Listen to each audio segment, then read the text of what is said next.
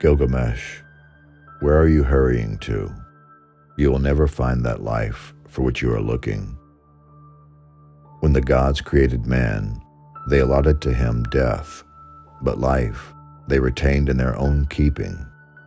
As for you, Gilgamesh, fill your belly with good things, day and night, night and day. Dance and be merry, feast and rejoice. Let your clothes be fresh. Bathe yourself in water.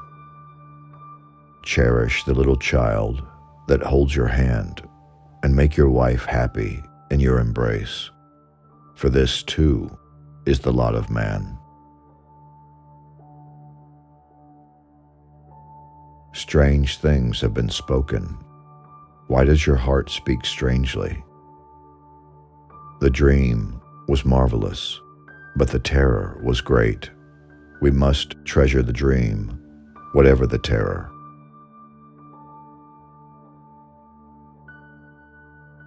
As for man, his days are numbered. Whatever he might do, it is but wind.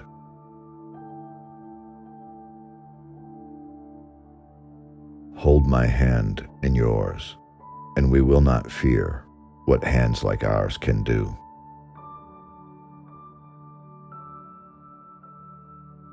How long does a building stand before it falls? How long does a contract last? How long will brothers share the inheritance before they quarrel? How long does hatred, for that matter, last? Time after time, the river has risen and flooded. The insect leaves the cocoon to live but a minute. How long is the eye able to look at the sun? From the very beginning, nothing at all has lasted.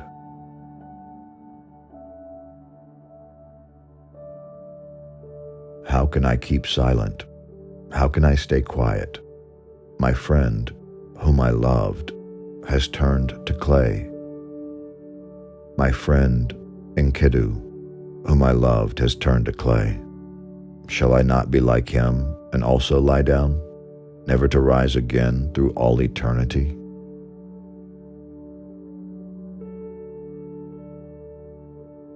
Gilgamesh was called a god and a man.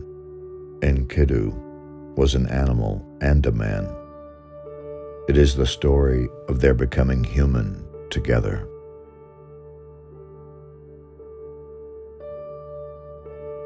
He looked at the walls, awed at the heights his people had achieved, and for a moment, just a moment, all that lay behind him passed from view.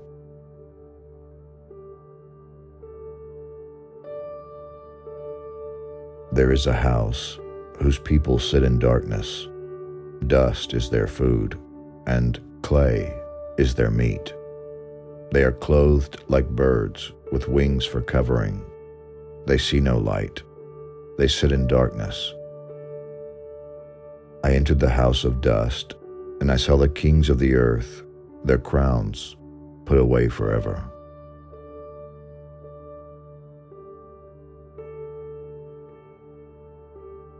You have known, O Gilgamesh, what interests me, to drink from the well of immortality, which means to make the dead rise from their graves, and the prisoners from their cells, the sinners from their sins. I think love's kiss kills our heart of flesh. It is the only way to eternal life, which should be unbearable if lived among the dying flowers and shrieking farewells of the overstretched arms of our spoiled hopes.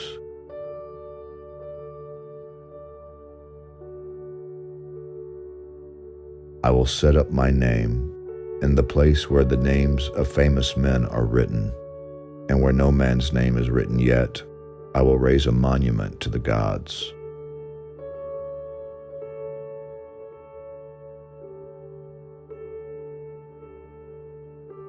The river rises, flows over its banks, and carries us all away like mayflies floating downstream. They stare at the sun, Then all at once, there is nothing.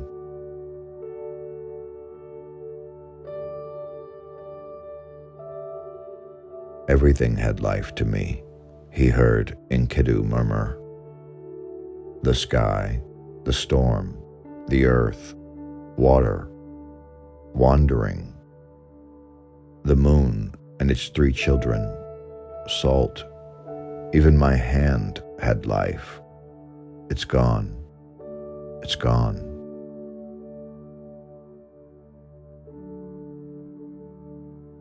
When there's no way out, you just follow the way in front of you.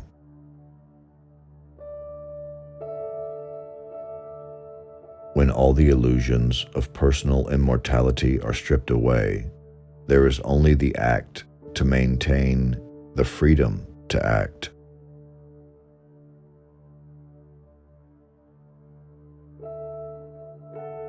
Friendship is vowing towards immortality. It does not know the passing away of beauty. Though take care, because it aims for the spirit. Many years ago, through loss, I learned that love is wrung from our inmost heart until only the loved one is, and we are not.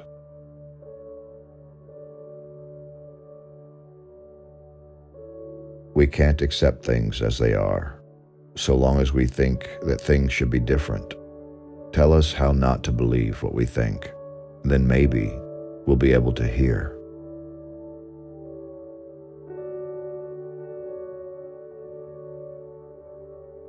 Death is a mystery and must always remain such.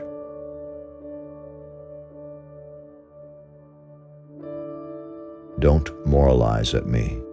I have no love for images, old gods, prophetic words.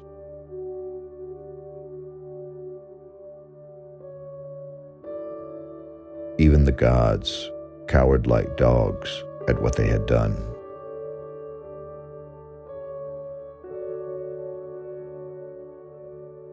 For being human holds a special grief of privacy within the universe that yearns and waits to be retouched by someone who can take away the memory of death.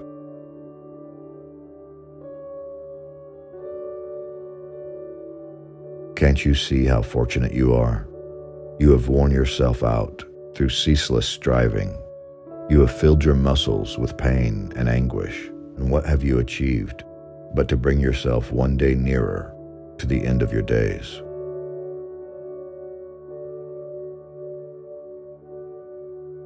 The creature touched me, and suddenly feathers covered my arms.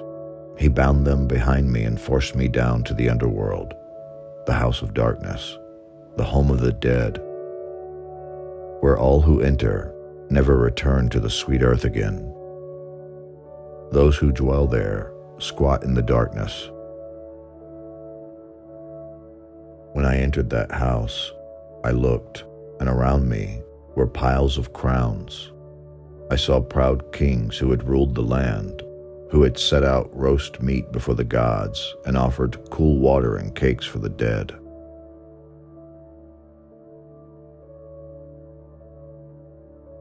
I was its king once, a long time ago, when the great gods decided to send the flood. 5 gods decided, and they took an oath to keep the plan secret. Anu, their father, the counselor Enlil, Ninutra, the god's chamberlain, and Ennugi, the sheriff.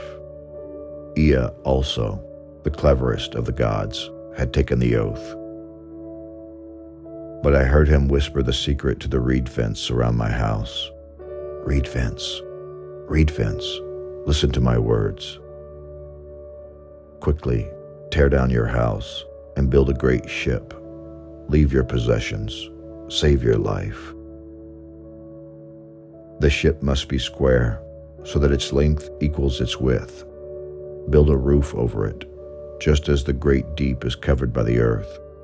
Then gather and take aboard the ship examples of every living creature.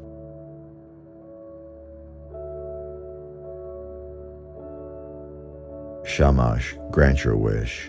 What your mouth has said, may your eyes see. May he open for you the barred path, unclose the road for your footsteps, unlock the mountain for your foot. May the night give you things that please you, and may the gods stand beside you and satisfy your wish. May you be granted your wish as a child is.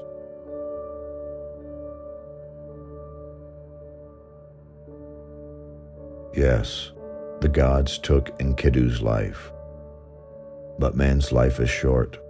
At any moment it can be snapped, like a reed. The handsome young man, the lovely young woman, in their prime, death comes and drags them away. No one has seen death's face or heard death's voice. Suddenly, savagely, death destroys us all of us, old or young. And yet we build houses, make contracts, brothers divide inheritances, conflicts occur, as though human life lasted forever. Adam is expelled from paradise as a punishment, whereas Enkidu is implored to leave it as a necessary step towards progress to a higher form of existence.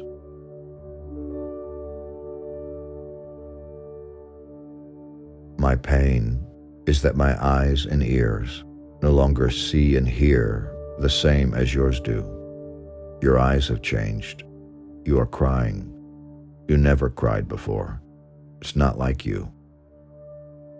Why am I to die, you to wander alone? Is that the way it is with friends?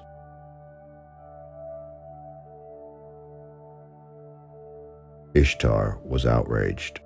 She climbed to the top of Uruk's great wall. She writhed in grief and wailed.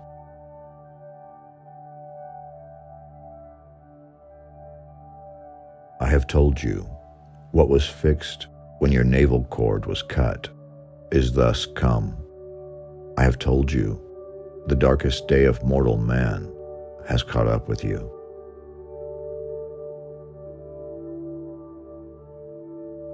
In those days, the world teemed, the people multiplied, the world bellowed like a wild bull. The great God was aroused by the clamor. Enlil heard the clamor, and he said to the gods in council, the uproar of mankind is intolerable, and sleep is no longer possible, by reason of the babel.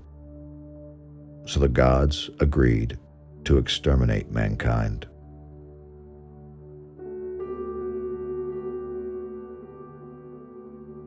Even the gods took fright at the deluge. They left and went up to heaven of Anu, lying like curled dogs up in the open. The goddess cried out like a woman in childbirth, whose voice is so sweet.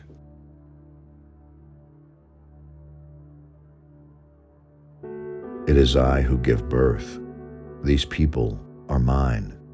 And now, like fish, they fill the ocean. They fell like wolves at each other's throats, like bulls bellowing and horses gasping for breath that have run all day.